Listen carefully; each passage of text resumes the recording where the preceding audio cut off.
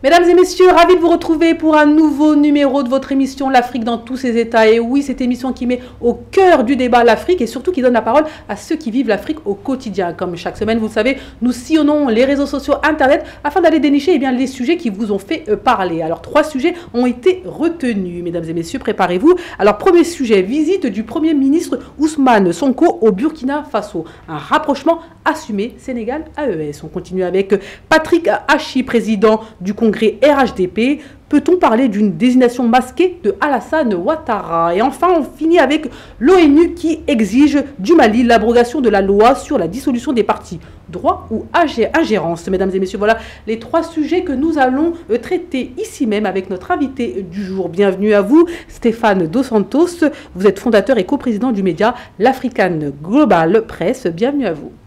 Bienvenue, merci beaucoup Aïssatou et puis bonjour à Baba et au professeur que je suis content de revoir. On continue avec vous, Babadem, vous êtes journaliste, bienvenue à vous. Oui, bonjour Aïssatou, bonjour aux co-panélistes et moi je ferai 2 focus, Ousmane Sonko au Burkina Faso et l'ONU qui exige l'abrogation. Exactement, voilà. Comme on l'a dit plus tôt, et on continue avec vous, docteur Mamadou Camara, vous êtes économiste et maître de conférences, alors quels sont les sujets traités? On a dit. Bonjour Aïssa, bonjour Baba, bonjour Monsieur Dos Santos. Ravi de se retrouver ensemble pour discuter de l'actualité africaine. Donc ma chronique va porter aujourd'hui sur justement la désignation de Patrick Hachi comme président du futur congrès tant attendu du RHDP. Exactement, qui aura lieu les 21 et 22 juin prochains. Donc ça arrive rapidement, mesdames et messieurs. On commence cette émission avec le premier sujet, destination le Burkina Faso, où Ousmane Sonko s'est rendu Premier ministre du Sénégal. On regarde une vidéo et puis on revient.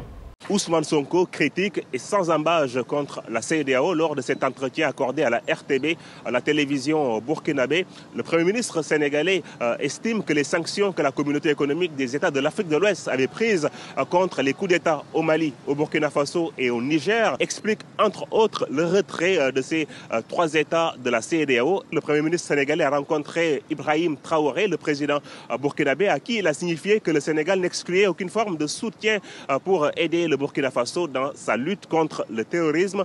Selon Mamadou Aliou Diallo, professeur spécialiste en relations internationales, on assiste ici à un rapprochement idéologique entre le Sénégal et les pays de l'Alliance des États du Sahel. Les idées qui sont défendues par Assimi Goïta, les idées qui sont défendues par Ibrahim Traoré, les idées qui sont défendues par Chani par rapport à la souveraineté, par rapport au patriotisme, ce sont ces mêmes idées que défend Sonko. Des critiques ont été formulées par l'opposition sénégalaise suite à cette visite d'Ousmane Sonko au Burkina Faso. De retour sur le plateau, Babadem, on vous écoute. Oui, alors la visite du Premier ministre sénégalais Ousmane Sonko au Burkina Faso, c'était les 16 et 17 mai 2025 qui marque un tournant diplomatique en Afrique de l'Ouest. Alors 3 éléments clés à retenir. Le premier, un message de soutien et une ouverture à la coopération sécuritaire. Ousmane Sonko a affirmé le soutien absolu du Sénégal au Burkina Faso dans la lutte contre le terrorisme, soulignant que Dakar n'excluait aucune forme de collaboration avec les pays du Sahel. Il a insisté sur la nécessité d'une réponse régionale coordonnée face à la menace djihadiste. Deuxième point, une critique assumée de la CEDEAO. Alors Sonko a profité de sa visite pour critiquer la CEDEAO, dénonçant les erreurs de l'organisation, notamment sa politique de sanctions contre les pays de l'AES. Il a jugé l'embargo contre le Mali inacceptable et a pointé du doigt les 2 poids 2 mesures de la CEDEAO qui reste silencieuse face aux manipulations constitutionnelles mais réagit fermement contre les coups d'État. Enfin, c'est un symbole fort de solidarité panafricaine et le rapprochement en perspective. Donc la participation de Sonko à l'inauguration du mausolée Thomas Sankara incarne la volonté du Sénégal de renforcer les liens historiques et culturels avec le Burkina Faso et les membres de l'AES. Si un rapprochement entre le Sénégal et l'AES semble amorcé, il dépendra de la capacité à concilier solidarité régionale dans un contexte de tension avec la CEDEAO. Donc on peut dire en résumé que la visite Sonko au Burkina traduit une volonté de repositionner le Sénégal sur l'échiquier régional en affichant à la fois solidarité avec l'AES et distance critique vis-à-vis de la CEDEAO. Merci beaucoup Babadem. Effectivement, donc très bonne question de fin, à savoir, selon vous, je vous pose la question à vous Stéphane Dos Santos, est-ce que ce voyage, est-ce que cette rencontre, est-ce que l'arrivée de Monsieur Sonko donc, au Burkina Faso est un simple geste diplomatique ou au contraire, il est là pour une sorte de virage géopolitique du Sénégal, c'est-à-dire qu'il y a Macky Sall, mais il y a l'après-Macky Sall avec un repositionnement sur le continent africain? Bien évidemment, au-delà de la symbolique diplomatique, il y a ce rapprochement vraiment avec les pays de l'AES qui est vraiment assumé. Mais il n'y a rien d'étonnant, parce qu'il faut savoir que Ousmane Sonko, même avant qu'il ne soit président, il avait dans son discours, j'ai envie de vous dire, des tendances qui épousent pas mal celles de l'AES en termes de souveraineté africaine, en termes de coopération avec vraiment tous les pays de la sous-région. Donc oui, pour moi, ça marque un tournant et ça vient, pour moi, matérialiser le fait qu'il y a un après Macky Sall aujourd'hui au Sénégal. Il a beaucoup rappelé lors de son discours, lors de son entretien donc sur la RTB, comme quoi ça ne date pas d'aujourd'hui, son positionnement concernant les pays de l'AES, concernant son soutien même aux pays de l'AES, il le disait même en prison, même avant même qu'il aille en prison, il soutenait donc les actions des pays de l'AES. Qu'est-ce que vous retenez, Monsieur Camara? Oui, Aïcha, donc je pense que non seulement cette visite est la bienvenue, mais en plus cet entretien a été l'occasion pour Sonko de un petit peu restituer les choses, parce que c'est vrai qu'il y a eu beaucoup d'attentes d'une partie de la jeunesse et même des peuples de l'AES vis-à-vis de ce nouveau pouvoir au Sénégal. Et donc les gens ont peut-être pensé qu'ils allaient peut-être aller plus eux-mêmes vers une rupture avec la CEDEAO. Et donc les gens n'ont pas tellement compris pourquoi ils sont quand même restés dans la CEDEAO, malgré donc tous les griefs qu'ils avaient contre cette institution régionale. Donc c'est aussi une façon pour lui de montrer, comme il a dit, on en discutera, que le panafricanisme, ce n'est pas simplement la posture, ce n'est pas simplement des discours, mais c'est le fait de poser des actes. Et qu'il est plutôt dans cette perspective de conciliation, comme on l'a vu tout récemment avec le président du Ghana qui s'est rendu aussi au Mali pour essayer un petit peu de recoller les morceaux entre les pays. Bien sûr, beaucoup d'attentes de la part des peuples africains et beaucoup de critiques, et il a voulu clarifier un petit peu la situation, notamment lorsque M. Diomaye Faye a été nommé médiateur plutôt de la CEDEAO concernant les pays de l'AES. Donc il a voulu expliquer pourquoi ce choix, à savoir parce qu'eux n'ont pas participé donc, à tout ce qui était sanctions contre ces pays de l'AES. Et il a voulu réaffirmer que oui, la CEDEAO a fait des erreurs, mais néanmoins, on veut un continent, on veut une Afrique de l'Ouest qui unit. Et donc, pour lui, l'unité passe par la CEDEAO, il semble. Oui, il parle même, au-delà de ça, de l'intégration africaine. Donc, au-delà, il y a la CEDEAO, effectivement, mais il est cohérent dans la continuité. En fait, quand on avait fait le bilan des 1 an de Diomaye Faye et de Ousmane Sonko, j'avais dit ici que j'étais sur les 1 an, j'étais déçu parce que je m'attendais sur la partie leadership africain, qu'ils n'avaient pas affirmé ce leadership africain qu'on sentait venir. Et là, il a profité effectivement de ce voyage pour le mettre. Juste une petite parenthèse, il faut dire que Ousmane Sonko, si vous regardez les images du temps de l'opposition, il a toujours mis une photo de Thomas Sankara derrière lui. Donc, il a profité effectivement de l'inauguration de ce mausolée pour affirmer son attachement à Thomas Sankara, qui est une de ses références. Donc il a toujours mis ça. Mais là, c'est vraiment positionné, ironie du sort aussi, au moment où il est allé au Burkina Faso, 2 jours plus tôt, il y avait le président sénégalais en Côte d'Ivoire. Donc ça, quelque part, ça permet d'équilibrer et de montrer que le Sénégal ne prend ni position l'un ou l'autre, mais qu'ils ont leur propre diplomatie. Exactement, et on insiste dessus, donc le rôle d'intermédiaire qu'essaie de jouer le Sénégal entre les pays de l'AES et la CEDEAO. En tout cas, le Premier ministre a vraiment insisté sur l'importance de rester unis, de rester au sein de la CEDEAO, et que éventuellement, si les pays de l'AES ne décidaient pas de revenir au sein de la CEDEAO, ils pouvaient constituer un bloc, mais néanmoins continuer à travailler ensemble. Est-ce que vous considérez cela possible? C'est-à-dire que beaucoup disent que le grand écart, c'est un peu compliqué, et finalement, être un peu à droite, être un peu à gauche, finalement, on ne sait pas où vous êtes. Non, pour moi, l'unité, malgré la divergence d'un point de vue idéologique, pour moi, c'est la clé du succès pour un continent, au-delà des appartenances aux sous-régions ou autres. Moi, je vais vous prendre un exemple. Là, dernièrement, il y a eu l'Union européenne et le Royaume-Uni qui se sont rencontrés il n'y a pas très longtemps pour essayer de renouer les liens. Et pourtant, on sait qu'il y a le Brexit qui a eu lieu il y a quelques années. Donc, pourquoi les pays de l'AES et la CEDEAO devraient vivre chacun dans leur couloir? Non, moi je pense que c'est possible, il faut juste mettre du bon sens et de la maturité dans l'affaire et les choses vont bien se passer. Moi j'applaudis le fait qu'Ousmane Sonko, il a surtout appuyé là-dessus en disant qu'il souhaiterait qu'il y ait encore plus de collaboration dans tous les secteurs des politiques publiques entre le Sénégal et le Burkina Faso. Et je pense que ce qui pourrait faire que cette alliance soit un succès, c'est le fait que les deux chefs d'État, donc le capitaine Ibrahim Traoré et le chef du gouvernement sénégalais, M. Ousmane Sonko, aient, j'ai envie de vous dire, la même manière de voir les choses. Et je pense que ça va optimiser. Est-ce que cela ne peut pas créer une certaine méfiance de la part des pays membres de l'AES en se disant attendez, ils travaillent avec la CEDEAO, ils sont de la CEDEAO, nous on est de l'AES, on a peut-être d'autres velléités, d'autres volontés.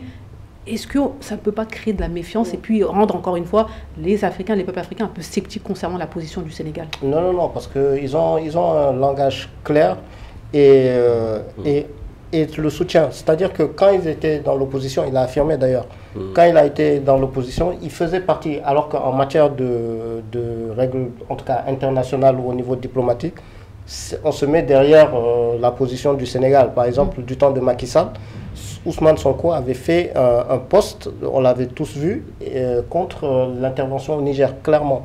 Il a même par rapport au Mali ou, comment il s'appelle, le Burkina, pas forcément justifié, mais il avait dit c'est normal ce qui se passait. Donc c'est pour dire qu'il a toujours été constant. Et pour ceux qui étaient déçus en disant qu'il ne rejoignait pas l'AES, là aussi il avait été constant, qu'il n'y avait pas cette envie de rejoindre l'AES, mais de travailler ensemble et de coopérer ensemble. Et comme il avait dit, appartenir à la CEDEAO ne l'empêchera jamais de nouer des relations avec les autres voisins, et encore mieux, les voisins doivent être la priorité. Et vous l'avez dit plus tôt, Baba, à savoir que lorsqu'on a fait le bilan des 1 an, vous étiez un petit peu déçu par rapport à la posture qu'a pu avoir le Sénégal au sein de la CEDEAO. Aujourd'hui, la posture n'a pas changé, en tout cas officiellement aux yeux de tous. Donc finalement, on pointe du doigt la CEDEAO, on dit qu'elle a fait mal les choses, mais néanmoins, on y reste et on change, en tout cas pour l'instant, très peu les choses. Non, c'est pour ça que pendant 1 an, on sentait qu'il n'y avait aucune posture. Mais là, je vois clairement les positions, que ce soit de Diomaye Faye par rapport au franc CFA. Et là, ce voyage qui a été clair, et même on parle de... Après, le franc CFA, l'éco, c'est un projet CEDEAO. Oui. Donc non, mais je veux dire en termes de leadership, parce qu'ils ont dit qu'ils sont prêts à créer leur propre monnaie si la CEDEAO ou l'UEMOA n'y allait pas. Mais là, au niveau de Ousmane Sonko, le fait de dire clairement sa position, c'est-à-dire critique clairement, et il dit la vérité sur la CEDEAO, tout en ne disant pas qu'il va quitter la CEDEAO, c'est au moins une position assumée. Donc, en tout cas, a-t-il dit qu'il allait réformer, qu'il allait tenter de réformer la CEDEAO? C'est peut-être les mots. Il a dit de l'intérieur. Oui, mais il a dit constamment de l'intérieur, on va essayer c'est même pas essayer. Oui, nous allons réformer de l'intérieur. D'accord. Comment, avec qui? C'est peut-être les questions que beaucoup se posent, à savoir est-ce que vraiment ça va aller jusqu'au bout. Message d'un téléspectateur, mesdames et messieurs, c'est une visite opportune et puis le port de Dakar peut gagner beaucoup avec des importations des pays de l'AES. Vous en pensez quoi pour le coup? Je pense que vous n'êtes pas d'accord, je vous en prie. Alors, donc, c'est qu'on peut justement... Juste pour répondre d'abord aux commentaires. Aux téléspectateurs. Donc, c'est vrai que Ousmane Sonko, il a dit lors de cette interview que si eux, ils avaient été là, que jamais le Sénégal n'aurait accepté donc, les sanctions contre le Mali. Ça voudrait dire que les relations économiques ou commerciales entre le Mali et le Sénégal, en tout cas, n'auraient pas été atteintes par les sanctions de la CEDEAO. Donc, ça prouve bien qu'il y a cette volonté, comme il a dit, à la fois, il dit qu'en fait, l'intégration, qui est une condition sine qua non du développement, n'exclut pas l'approfondissement des relations bilatérales. Et je pense qu'il s'est dit qu'en attendant, d'ailleurs, il dit peut-être que les choses vont se recoller, peut-être maintenant, peut-être dans 5 ans, peut-être dans 10 ans, comme il dit, seul Dieu le sait. Mais en attendant, la volonté du pouvoir sénégalais, c'est de travailler avec tous ces peuples et tous ces pays frères de l'AES pour justement continuer à approfondir les liens. Je vous donne la parole, Monsieur Dos Santos, donc je reprends le message du téléspectateur. Et surtout cette fameuse phrase, les pays n'ont pas d'amis, n'ont que des intérêts. C'est une visite opportune et puis le port de Dakar peut gagner beaucoup avec des importations des pays de l'AES. Est-ce que voilà, c'est légitime de se poser un peu aussi cette question-là parce que pas mal de pays avec des ports sont passés par les pays de l'AES, le Sénégal en fait autant.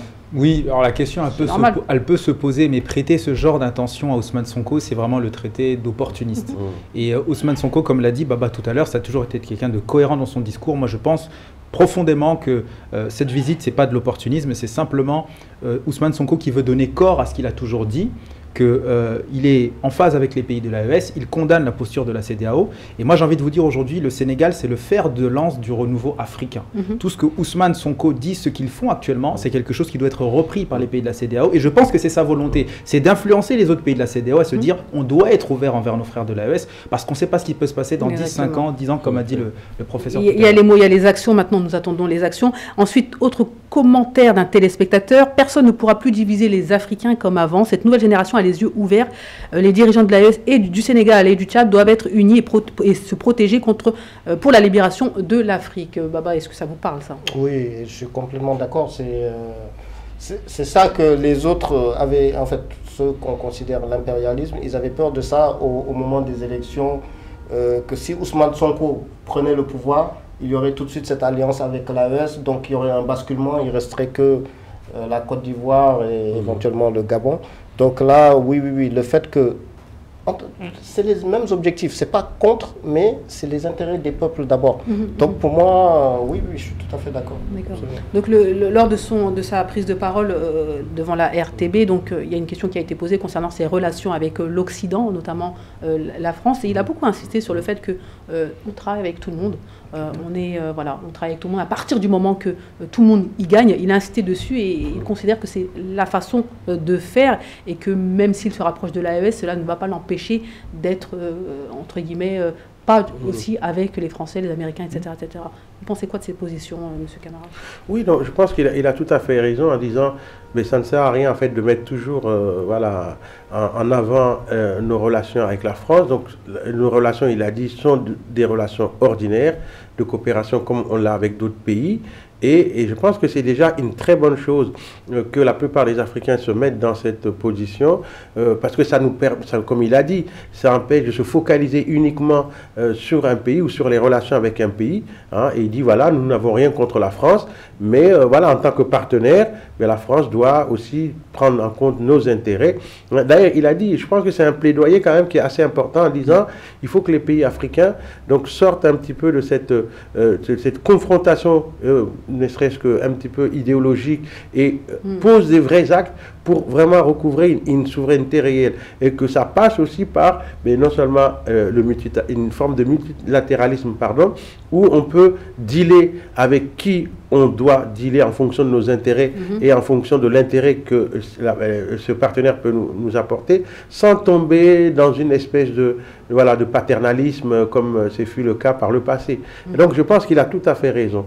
Hein, il a insisté sur certains points, notamment le départ des bases françaises, en disant que voilà, souveraineté pleine retrouvée, et puis sur le fait que voilà, on doit profiter des richesses africaines. C'est le seul continent qui ne profite pas de ces richesses et le moment est arrivé, mais cela n'empêche pas de travailler avec tout le monde, entre guillemets. Bien sûr, non, mais moi je suis totalement d'accord. Ce discours d'ouverture d'Ousmane Sonko, c'est le discours que devrait avoir l'Afrique d'aujourd'hui.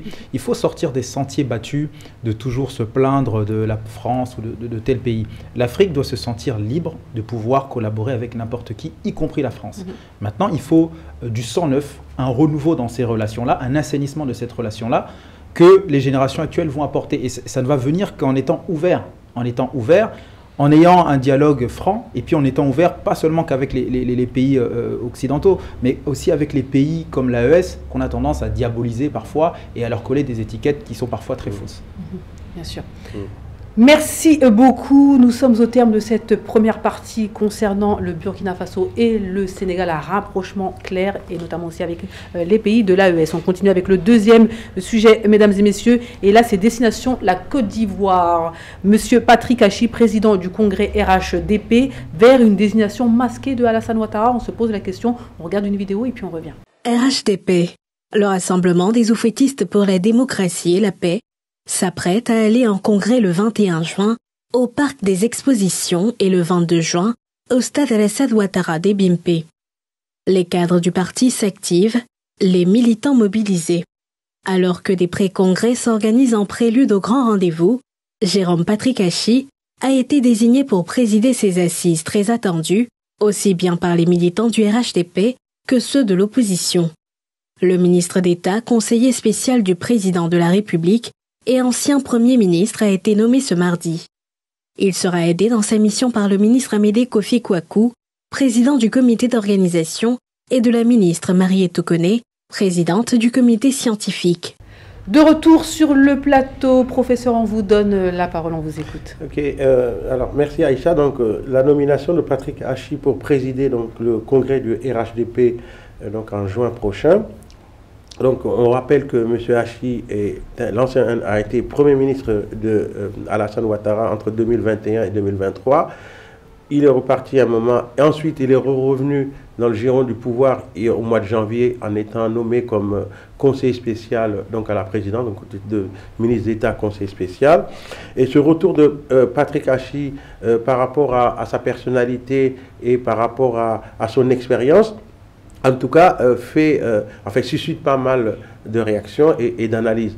Alors nous avons décidé d'analyser ce retour, en tout cas cette nomination, à partir de 4 hypothèses.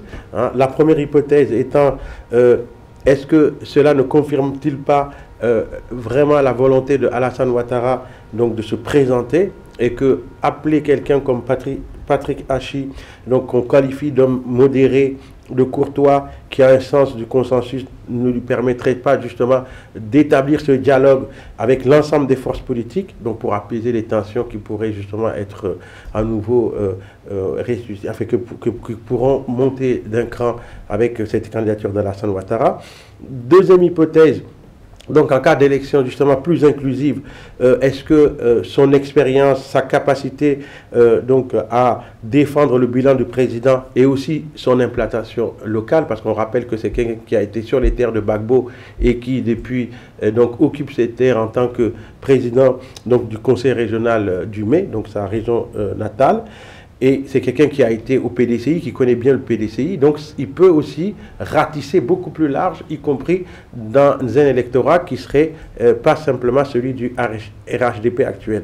Donc, troisième hypothèse, en cas de non-candidature d'Alassane Ouattara, est-ce qu'il s'agit de mettre en lumière quelqu'un qui lui-même pourrait éventuellement être le candidat de son parti?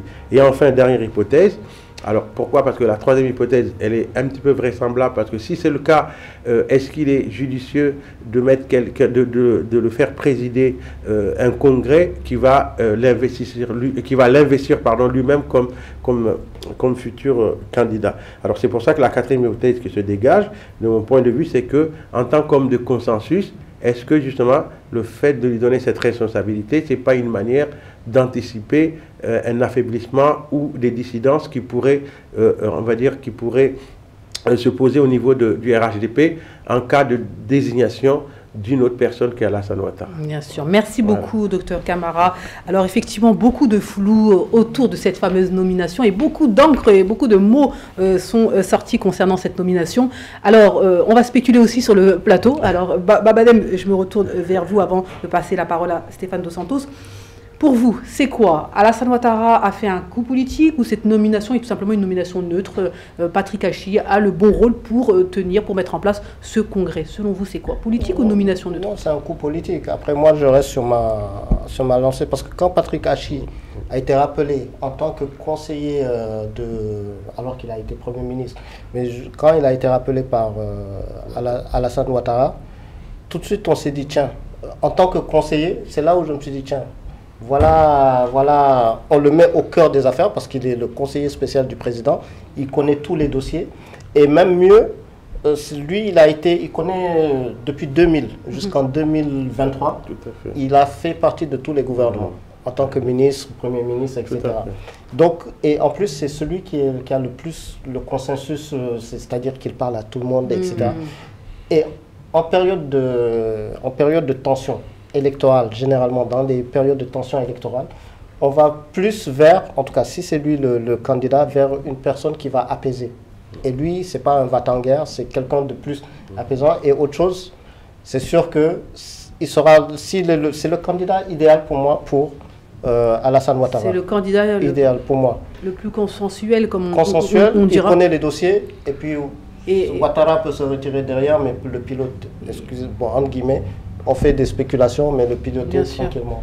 Mais je vous pose la question maintenant à vous. Pourquoi Patrick Hachi et pourquoi maintenant? Moi, je pense pareil que Baba. Patrick Hachi, c'est quelqu'un qui avait quitté un peu cette vie-là depuis 2023. On le rappelle à un moment quand même stratégique, à presque 10 mois des élections, parce que c'était au mois de janvier qu'il est devenu conseiller du coup spécial d'Alassane Ouattara. Moi, je pense que Ouattara l'a fait venir dans l'idée un peu de mettre le ménage dans un contexte de tension au sein du paysage politique ivoirien, en vue d'assurer ses arrières d'un point de vue politique. Alors, est-ce que c'est pour préparer une prochaine élection, du moins une présentation d'Alassane Ouattara? La question se pose, mais moi je vois en lui par contre un candidat idéal du camp Ouattara, de manière à ce que, voilà, même si Ouattara se retirait, qu'il y ait quand même son ombre quelque part. Moi, c'est comme ça que je vois la chose. Docteur disait plutôt organiser un congrès qui va l'investir. Oui, pour vous, vous êtes sceptique. Oui, moi je pense que c'est peu vraisemblable parce que, voilà, même si on est en Afrique, et que je ne dis pas qu'en Afrique on fait n'importe quoi, mais voilà, en tout cas, dans sa position, beaucoup de gens seraient mal à l'aise de présider un congrès qui va, en tout cas, à moins qu'il ne soit pas dans les, on va dire, dans les secrets des dieux, mais voilà, pour moi, c'est peut-être, si Ouattara n'est pas candidat, c'est probablement un autre candidat du RHDP que lui, et justement sa personnalité fait que on sait qu'il peut gérer la situation et éviter qu'il y ait un éclatement du RHDP. Ça, moi, je reste. Donc pour vous, c'est simplement une fonction logistique, c'est-à-dire que c'est l'organisateur, il va faire bien les choses, mais ça n'ira pas plus loin. Voilà, pour moi, c'est ça, c'est qu'il va être capable, soit si Ouattara est candidat, il va pouvoir apaiser les choses, donc avec la classe politique ivoirienne, parce qu'il parle avec tout le monde. Et si Ouattara n'est pas candidat et que c'est quelqu'un d'autre qui est désigné candidat, il va pouvoir gérer la maison, voilà, pour justement éviter que les RHDP ne s'affaiblissent et que ne perdent en face de n'importe quel autre candidat de l'opposition. Donc pour Baba et Stéphane, donc selon vous, aujourd'hui, Patrick Hachi a le profil idéal pour les élections en 2025 ? Moi, je pense côté RHDP, oui. Oui, parce qu'il a cette faculté-là. Il a été au PDCI avant, il ratisse très large. Donc pour moi, il a vraiment... il fait office de bon élève, en tout cas, de personne idéale côté RHDP pour moi, pour être aujourd'hui candidat à l'élection présidentielle au Côte d'Ivoire.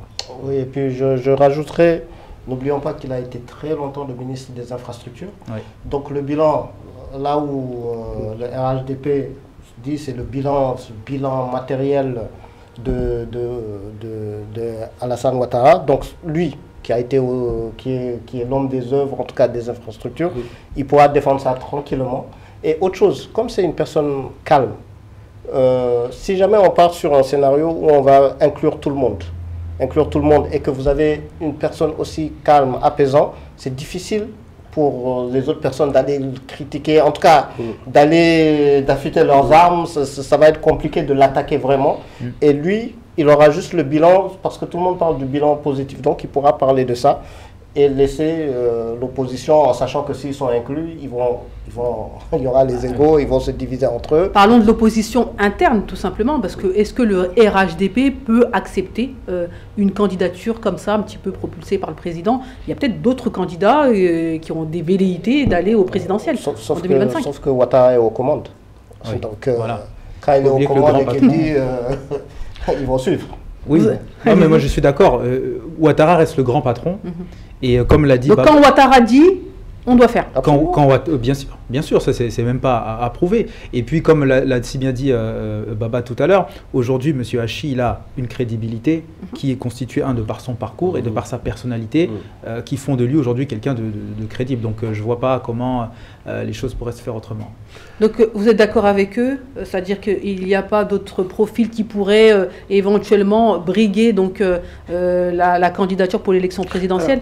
Moi, à la base, le Congrès sert à ça. Alors moi, je ne crois pas trop à l'hypothèse de Baba. Pourquoi? Parce que, en tout cas, de mon point de vue, si vraiment on voulait le mettre en avant là, pour qu'il soit investi comme candidat du RHDP, est-ce que vraiment faire présider le Congrès, où justement cette fonction est beaucoup plus perçue comme une fonction logistique, hein, et non une fonction stratégique, puisqu'il semblerait qu'il y ait une séparation entre justement l'aspect stratégique, donc qui est confié à d'autres personnalités, et l'aspect logistique. Est-ce que c'est vraiment, c'est pour ça que je me dis, est-ce que c'est judicieux comme nomination? Est-ce qu'on n'aurait pas pu le mettre en avant autrement? Non, mais justement, depuis quand le président d'un congrès en termes d'organisation est nommé sur la place médiatique un mois avant, là il est devant, alors que généralement un coordinateur président d'un congrès, c'est la veille, on dit rapidement le congrès va être présidé par tel pour l'organisation, mais là c'est un mois en avant, on ne connaît même pas les autres présidents des congrès, donc c'est juste pour dire, pour moi c'est on le met et on laisse, c'est les bouées qu'on envoie pour voir l'opinion, etc. Et là nous-mêmes on en parle ici. Alors que d'habitude, un président de congrès, je réitère mes questions. Selon vous, Baba, Stéphane, Alassane Ouattara ne se présentera pas aux élections présidentielles en octobre 2025 et Patrick Hachi est, entre guillemets, officiellement le candidat choisi par le président, selon vous? Le scénario? Selon moi, oui. Et là, sa nomination un mois avant le congrès, c'est vraiment pour épingler le personnage et montrer que ça va être lui.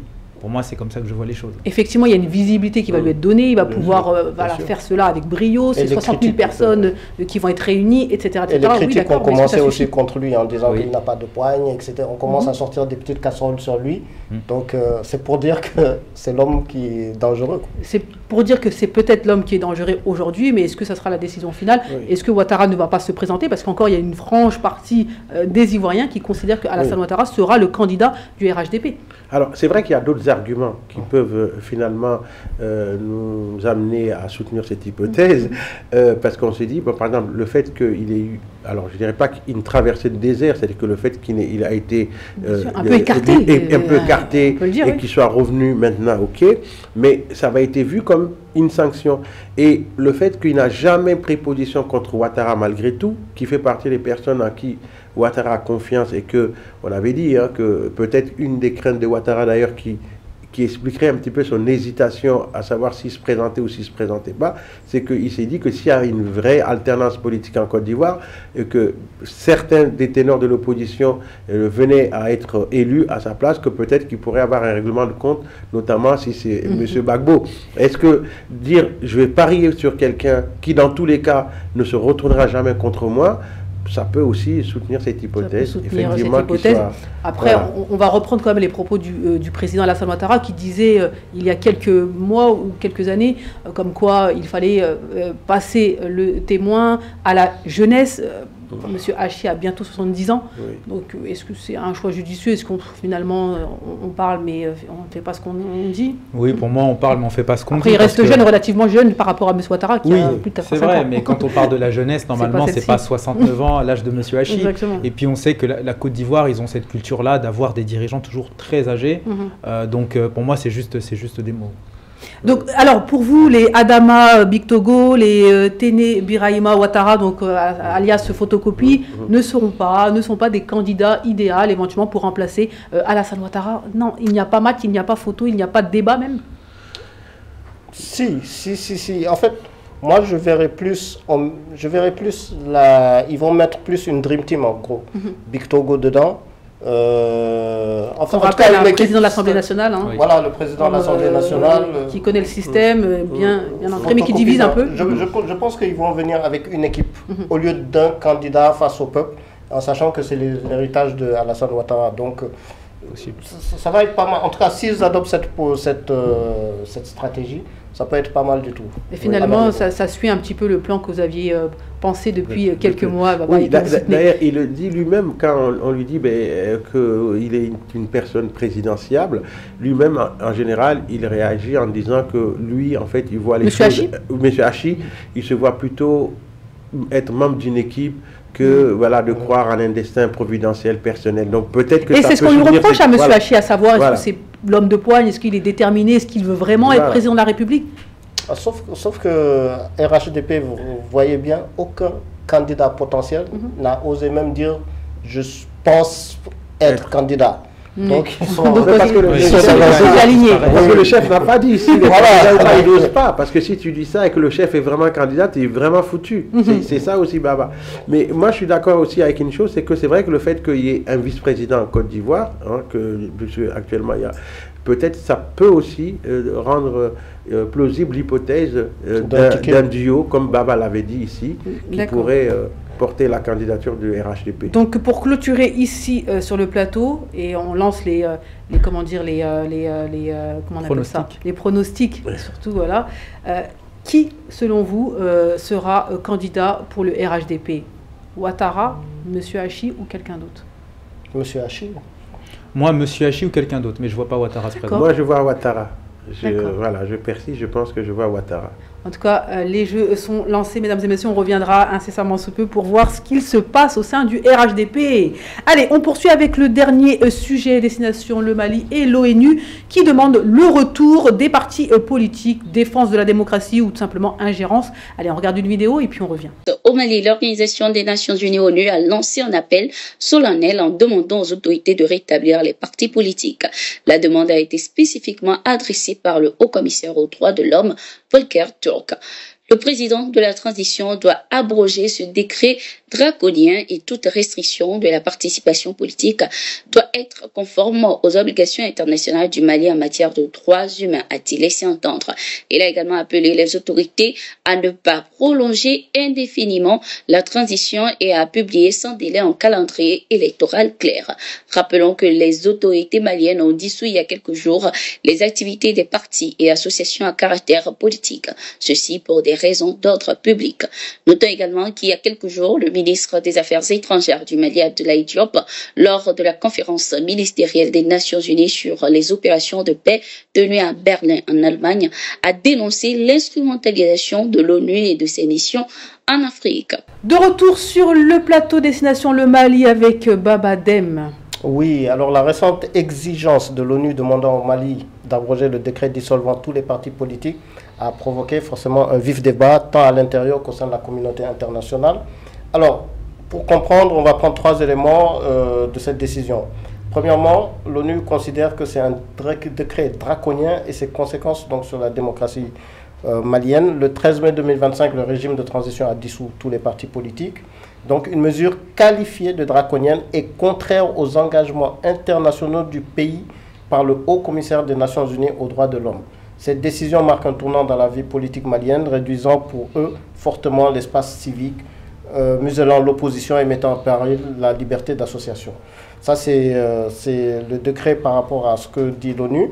Deuxièmement, les effets de la pression onusienne. Est-ce qu'on va vers un isolement international et une contestation interne?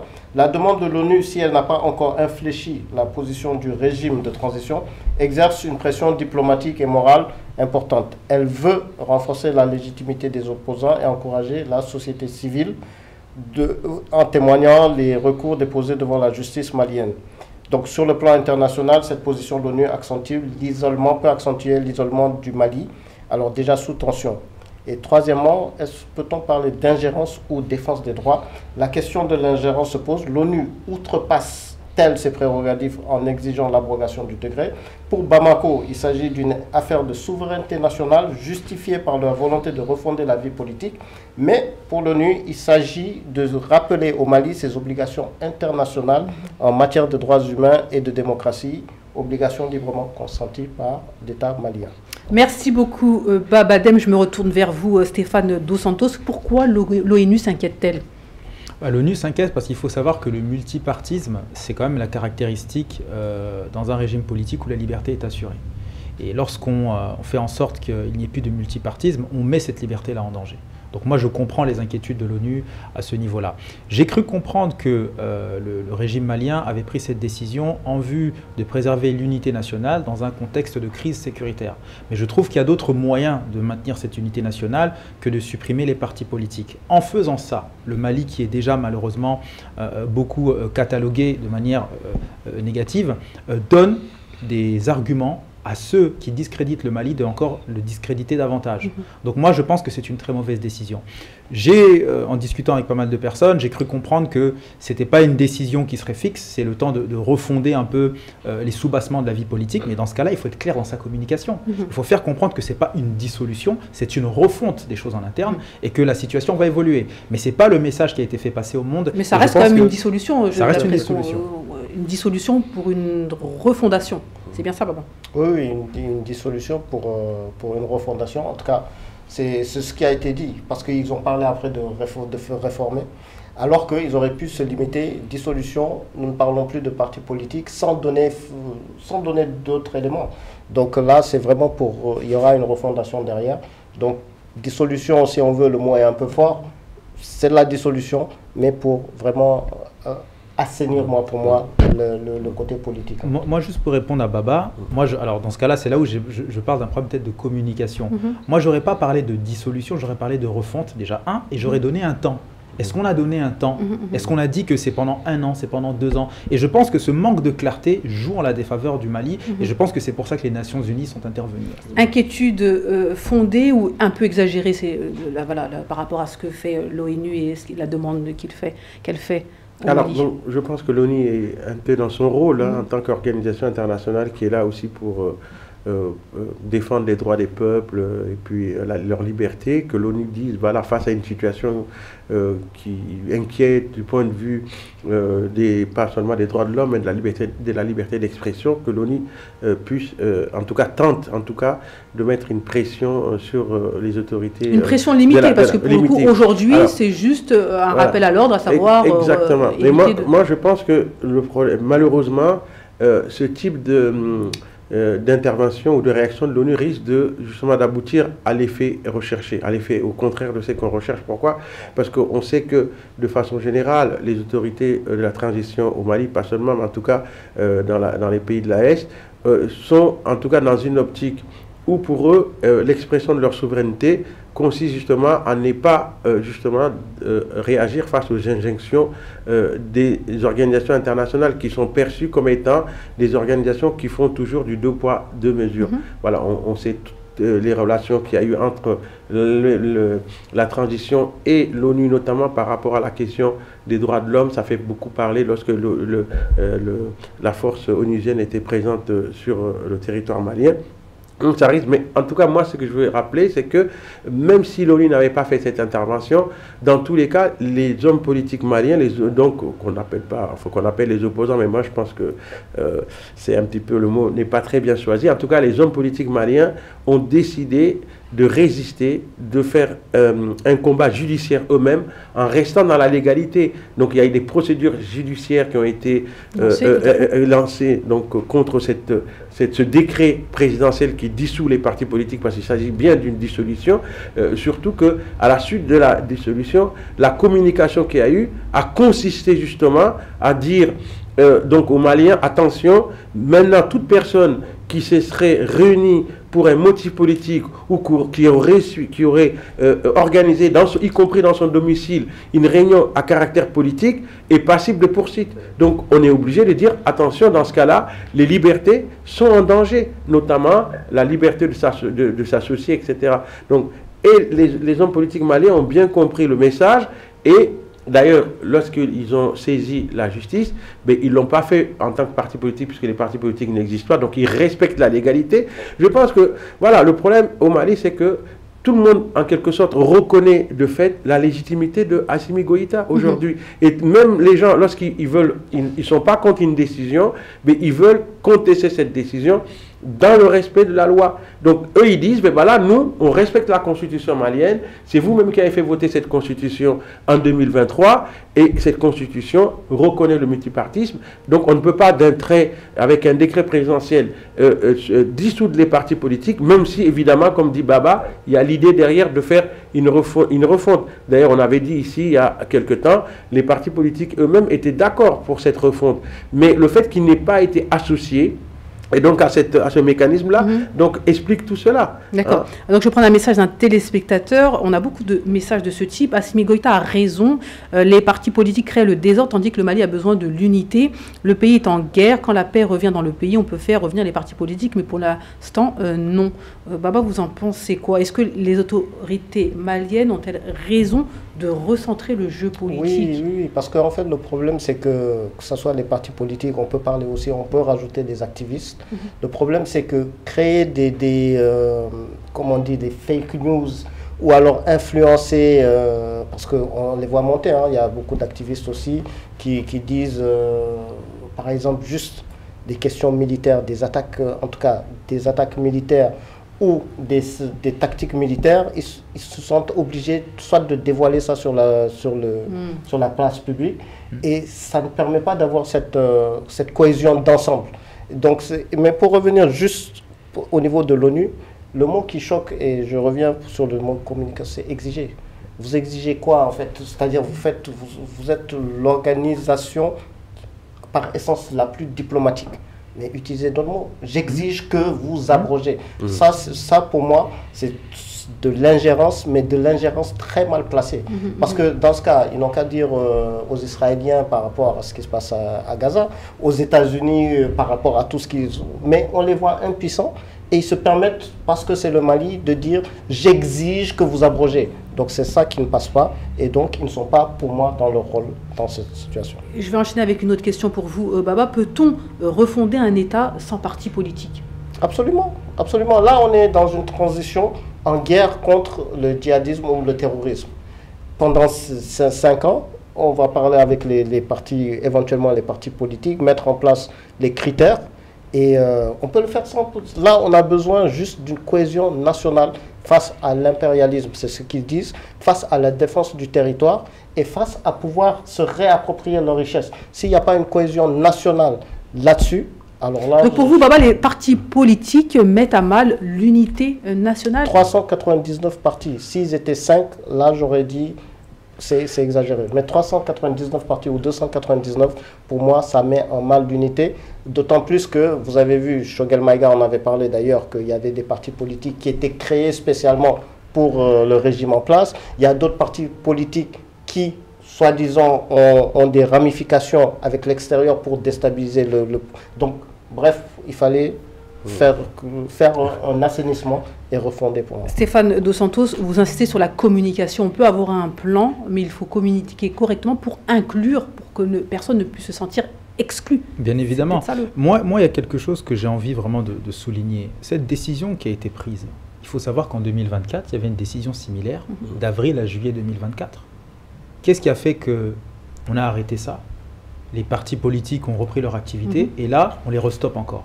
Moi, je pense que dans un souci de cohérence, le régime malien, s'ils avaient cette idée-là de mettre de l'ordre dans la vie politique pour éviter qu'il y ait des ingérences et tout ça, il fallait dès le début mettre les gens au clair et se dire que voilà, pendant 5 ans, on restreint les partis politiques, on se concentre sur les défis sécuritaires qu'on a, et puis la vie reprend son cours. Parce que après, la situation peut évoluer et a dû évoluer. Donc, est-ce que... Parce que pour moi, Madame Konaté, il n'y a pas de vie politique sans diversité de partis politiques. Sinon, ça devient... Dans un contexte normal. Oui, peu importe. Mais c'est la question, c'est-à-dire que le Mali a rétorqué en disant que nous sommes dans une situation exceptionnelle, à savoir dans un état de guerre, il y a du terrorisme, le pays est en guerre. Est-ce qu'un pays en guerre peut finalement se comporter comme un pays où tout va bien? Et c'est vraiment la question qui fait que beaucoup d'avis divergent. Oui, mais Aïssa, justement, moi je ne suis pas du tout d'accord avec Baba, parce que justement, même si la situation sécuritaire aujourd'hui est ce qu'elle est, donc tout le monde en est conscient, ça fait 5 ans que cette transition est ici, et pendant ces 5 ans, personne n'est descendu dans la rue pour exiger le départ des militaires. Parce que les gens comprennent bien que la situation et plusieurs hommes politiques sont aussi lucides pour dire qu'on ne demande pas des élections, mais on demande qu'on nous laisse exister en tant que parti politique, en tant qu'expression de la volonté du peuple, parce qu'on peut aussi accompagner la transition en tant que politique. On peut accompagner la transition en ayant un discours un petit peu critique. Vous pensez quoi que les autorités maliennes ont été trop radicales? Elles ont été trop radicales. Pourquoi? Et le fait... Non, elles ont pas... Parce que Baba, contrairement à ce que Baba prétend, alors même s'il y a un ou deux hommes politiques qui, ces derniers temps, se sont exprimés ou ont été perçus, ou même perçus comme des mauvais patriotes, Baba, aucun parti politique n'a sémé le désordre au Mali. Ça, je m'inscris en faux contre cet argument-là. Aucun parti politique, mais je suis sûr. Je suis certain. D'accord. Je suis certain. Pourquoi j'ai dit ça? Même si, évidemment, il y a toujours des personnes. Non, mais quand j'ai dit certain, enfin, je veux dire qu'il faut être Dieu pour être certain de tout. Non, mais j'ai dit, alors, dans ce cas-là, il y a une justice au Mali, et cette justice, elle est là pour juger toutes les personnes qui seront susceptibles de vouloir déstabiliser le pays. Ça, il y a aucun problème là-dessus. On a une constitution, on a une justice qui est là, et donc on n'a pas besoin justement de museler les partis politiques, ou en tout cas de dissoudre les partis politiques pour être garanti d'une stabilité. Ça, vraiment, moi, je ne suis pas du tout d'accord avec cet argument. Vous souhaitez réagir? Oui, bien sûr. Moi, je disais, comme je disais tout à l'heure, je pense que cette dissolution des partis politiques, même si on dit qu'elle est temporaire, on pouvait mieux gérer la situation. Moi, j'aurais vu quelque chose comme une sorte de pause. De pause, éventuellement. Voilà, éventuellement. Et puis, dire aux partis politiques, on est malien avant tout, avant les divergences politiques, on a face à nous un défi. Pourquoi pas avoir un conseil de partis politiques qui viendrait ravitailler en matière d'idées le régime qui est au pouvoir actuellement pour combattre. Et ensuite, une fois qu'on aura affronté ce défi-là, on aura gagné. Juste remettre la vie politique en ordre. Maintenant, juste le fait qu'il soit passé par la CNT, c'est-à-dire et les forces vives, c'est pas de... Non. C'est pas les Maliens. C'est pas des Maliens qui ont... Mais puisqu'on pour vous, donc, la meilleure des manières pour moi, ça aurait été par exemple d'organiser un référendum. Oui. Voilà. Alors, c'est représentatif de la population, justement, à grande échelle. Cela est d'autant plus un petit peu regrettable que la transition a été accompagnée par beaucoup de partis politiques. Quand il y a eu les assises nationales, beaucoup de partis politiques ont participé. Quand il y a eu le dialogue, on a dit que les partis politiques ne devraient pas se mêler. Les partis politiques se sont tenus à l'écart. Quand on a suspendu les activités des partis politiques, donc comme vous le dites, M. Dos Santos, en 2024, personne n'a rien dit, les partis politiques ont respecté la décision. Quand la sanction a été levée, les gens ont continué à faire leurs activités.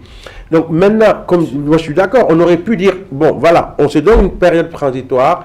Pendant cette période, on va travailler pour refonder, enfin pour recréer tous les critères, etc. Et ensuite, voilà, mais le fait de... Donc pour vous, le problème, en fait, c'est ça, c'est-à-dire que les partis politiques ont considéré qu'ils ont été mis de côté, qu'ils n'ont pas été consultés, qu'ils n'ont pas été inclus dans la gestion du pays. Tout à fait, tout à fait. Ils considèrent que c'est une volonté de pérenniser la transition, et que cette volonté de pérenniser la transition pousse aujourd'hui les autorités de la transition à museler les hommes politiques, et c'est ce qui est regrettable. Par contre, les autorités disent le contraire. Oui, voilà. La charte de l'ANR de 2021, oui. Ce n'est pas les partis politiques qui ont fait ça? Oui, mais les partis... Et dans la charte, ils ne parlent pas de dissolution? Oui, mais c'est un tribunal qui devait décider si un parti devait être dissous parce que le parti en question n'a pas respecté la loi. Donc, personne ne dit, si demain on nous disait, voilà, on prend la loi, y compris avant même d'abroger le décret de la loi de 2005 qui régissait les principes de fonctionnement des partis politiques, en disant, on prend cette loi, aujourd'hui on se rend compte que la plupart des 300 partis ne respectent pas les critères. Voilà. Non, mais peu importe. Parce que dans beaucoup de pays, y compris dans les pays démocratiques, le nombre de partis, en réalité, est beaucoup plus important que les partis qui sont visibles. D'accord? Donc les gens peuvent demain, on pouvait dire aux gens, associez-vous, regroupez-vous en groupement de partis, parce qu'on ne veut pas qu'il y ait une certaine diversité. Est-ce que c'est pas ça la dissolution? Voilà. Et ça, ce n'est pas ça la dissolution. Ça, c'est une réorganisation. C'est pas la dissolution. Je vais vous prendre un exemple. La République démocratique du Congo, elle vit aujourd'hui, en termes de chiffres, ce qu'il y a de pire. Okay. Mais on a vu aussi, si on prend le cas du Congo, mais l'opposition congolaise existe toujours. Oui, mais voilà. On a demandé l'union nationale. Mais attendez, on a demandé, vous avez bien dit, on a demandé l'union nationale. On n'a pas dissous les partis. Non, mais je ne sais pas si on se comprend. Et on a vu ce que ça a amené. En Afrique, je ne pense pas que, même si c'est vrai que c'est un défi important, il y a d'autres pays africains qui ont été confrontés à pas mal de défis. On parle même pas de l'Afrique, là on parle du monde, c'est-à-dire que bien sûr. Le Mali n'est pas un cas exceptionnel, il y a d'autres pays qui se sont comportés de la même manière. Je me rappelle rarement, à part dans des cas où c'était vraiment un régime totalitaire, autoritaire, une dictature, mais d'un pays où on ne se présente pas comme étant des dictateurs et on dissout les partis politiques. Donc c'est là où il y a un problème. Et moi, comme beaucoup qui avons beaucoup de sympathie pour les pays de l'AES, se mettre dans cette posture-là, vous voyez, ça attire du discrédit. Voilà. Et c'est ce qu'il ne faudrait pas pour le régime malien aujourd'hui, parce que c'est un régime qui se bat, qu'il faut féliciter, qu'il faut encourager. Oui.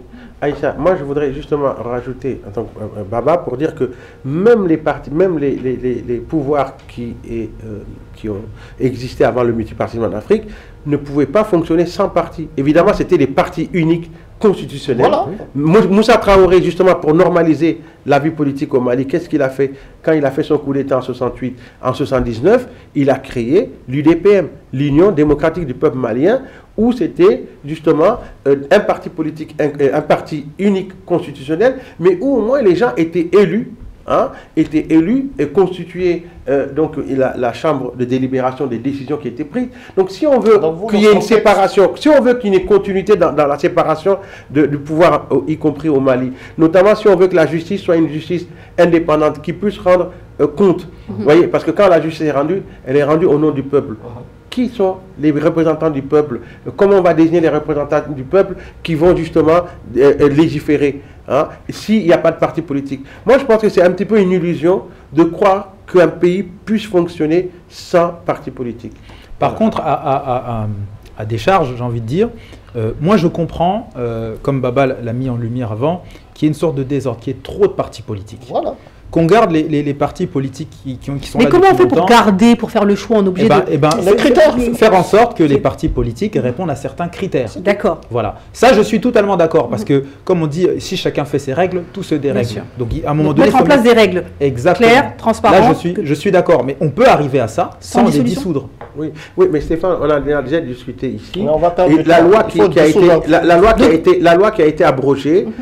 Si on regarde cette loi, tout y est dedans. La loi de 2005, sauf que la plupart des partis politiques déjà ne répondaient pas aux critères que cette loi imposait pour exister. Le fait d'avoir donc il fallait quoi? Il fallait l'appliquer? Mais il fallait appliquer. Donc il fallait mettre un organisme de contrôle public qui justement applique la loi, rien que la loi. Et beaucoup de partis auraient disparu Finalement, est-ce que la loi était adaptée? Est-ce qu'elle n'a pas été abrogée parce qu'elle n'était pas adaptée et non respectée? Non, parce que la loi n'était pas respectée. Moi, je pense que c'est un problème de respect. Non, la loi n'était pas appliquée. Elle n'était pas appliquée. Pourquoi? Parce que l'organisme qui est chargé d'appliquer la loi ne faisait pas son travail. S'il faisait son travail, eh bien, beaucoup de partis auraient cessé d'exister parce que soit ils n'ont pas d'élus, soit ils n'ont pas de siège, soit ils n'ont pas d'existence réelle à travers des activités politiques qu'ils organisent. Voilà. Est-ce qu'il n'y a pas un juste milieu? Parce que finalement, quand on vous écoute, on tourne un petit peu en rond. Finalement, vous dites la même chose sans dire la même chose. Il faut limiter, mais sans dissoudre, il faut, etc., etc. On a l'impression que, en tout cas, on est tous d'accord qu'il faut une réorganisation concernant la vie politique malienne, et notamment l'inclusion. Vous parlez de l'inclusion, à savoir inclure éventuellement ces partis politiques, enfin ces anciens partis politiques dans la construction donc, de ce nouveau Mali. Après, il y a comme un point sur lequel il faut revenir, c'est-à-dire que les décisions ont été prises sur la base des retours des forces vives. C'est-à-dire qu'il y a une consultation nationale qui fait que finalement, les autorités ont des arguments nécessaires pour dire que c'est le peuple qui demande. Donc pour nous qui sommes de l'extérieur, comment on peut finalement balayer cet argument-là? Aïcha, moi je suis... C'est là, parce que le cas du Mali est quand même assez spécifique. Pourquoi?